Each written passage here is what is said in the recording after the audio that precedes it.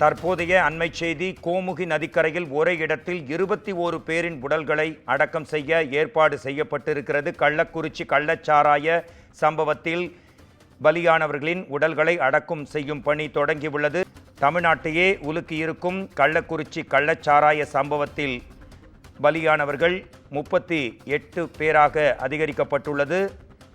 பலரும் பல்வேறு மருத்துவமனைகளில் தீவிர சிகிச்சை பிரிவில் இருக்கும் இந்த சமயத்தில் கள்ளக்குறிச்சியில் கள்ளச்சாராயம் அருந்தி உயிரிழந்தவர்களின் உடல்கள் அடக்கம் செய்யும் பணி தொடர்ந்து நடைபெற்று கொண்டிருக்கிறது. தற்போதைய அண்மை செய்தி இது குறித்து நமது செய்தியாளர் சிவபிரகாசம் தரும் தகவல்களை கேட்கலாம். சிவபிரகாசம், கள்ளக்குறிச்சி கள்ளச்சாராய விவகாரத்தில் இறந்தவர்களின் உடல்கள் அடக்கம் செய்யும் பணி நடைபெற்று கொண்டிருக்கிறது.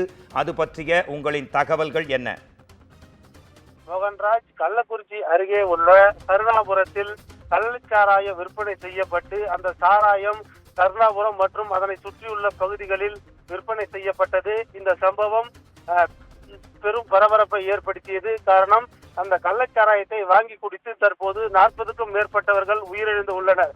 இந்த நிலையில் அந்த உயிரிழந்தவர்கள் மட்டுமில்லாமல் கள்ளக்குறிச்சி அரசு மருத்துவக் கல்லூரி மருத்துவமனையில் 100க்கும் மேற்பட்டோர் சிகிச்சை பெற்று வருகின்றனர். அவர்களுக்கு அங்கு தீவிர சிகிச்சை அளிக்கப்பட்டு வருகிறது. மேலும் கருணாபுரத்தில் இறந்தவர்களுடைய உடல் அடக்கம் செய்வதற்காக கருணாபுரம் அருகே உள்ள சுடுகாட்டு பகுதியில் ஏற்பாடு செய்யப்பட்டது. நகராட்சி நிர்வாகத்தின் சார்பில் அந்த ஏற்பாடு செய்யப்பட்ட நிலையில் தற்போது ஒவ்வொரு உடல்களாக கொண்டு சென்று அடக்கம் செய்யக்கூடிய நிலை தற்போது நடைபெற்று வருகிறது.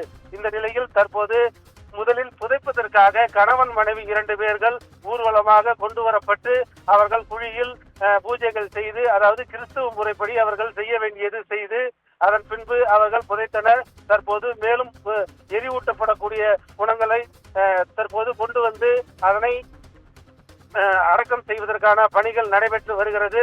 ஆனால் தற்போது லேசான மழை பெய்து வருவதால் இப்ப அந்த பணிகள் சற்று தாமதமாகி உள்ளது.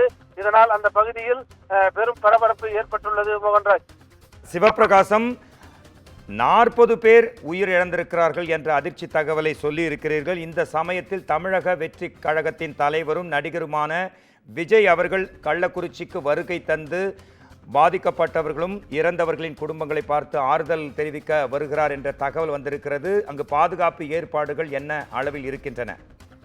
மோகன்ராஜ், அதாவது இந்த கள்ளச்சாராய விவகாரத்தில் 40 பேருக்கு மேல் உயிரிழந்திருக்கக்கூடிய நிலையில் பல்வேறு அரசியல் கட்சி தலைவர்கள், எதிர்கட்சி தலைவர்கள், முக்கிய பிரபலங்கள் ஏராளமானோர் பார்க்க வந்து அந்த மக்களுக்கு ஆறுதல் கூறி வருகின்றனர். அதே போன்று தமிழக வெற்றி கழகத்தினுடைய தலைவர் நடிகர் விஜயுமான அவர் தற்போது இந்த பகுதிக்கு வந்து இந்த கள்ளச்சாராயத்தால் பாதிக்கப்பட்ட மக்களுக்கு ஆறுதல் கூறி இது எப்படி நடந்தது, இதனால் பாதிப்புகள் எப்படி ஏற்பட்டது, இந்த குடும்பங்கள் மறுவாழ்வு செய்வதற்கு என்னென்ன பணிகள் வேண்டும் என்பது குறித்து ஆய்வு செய்வதற்காக இங்க வர உள்ளார். இந்த நிலையில் அவர் வருவதற்காக தற்போது அந்த பகுதி முழுவதும் ஏராளமான போலீசார் குவிக்கப்பட்டு அவர் வரும்போது எந்த விதமான பிரச்சனைகளும் ஏற்படாத வண்ணம் தடுப்பதற்கு முன்னேற்பாடுகள் தீவிரமாக செய்து வருகின்றனர். மேலும் அவர் நடிகர் என்பதால் அவர் வருவது வெளியே அதிகமாக தெரிந்தால் அதிக அளவு கூட்டம் கூடும் என்பதால் இந்த பகுதியில் மற்றும் ஏராளமான போலீசார் மற்ற பகுதிகள் எல்லாம் பணி செய்யும் போலீசார் எல்லாம் இந்த பகுதியில் குவித்து தற்போது தீவிர பாதுகாப்பு பணியில் ஈடுபட்டு வருகிறார்கள். மோகன்ராஜ்.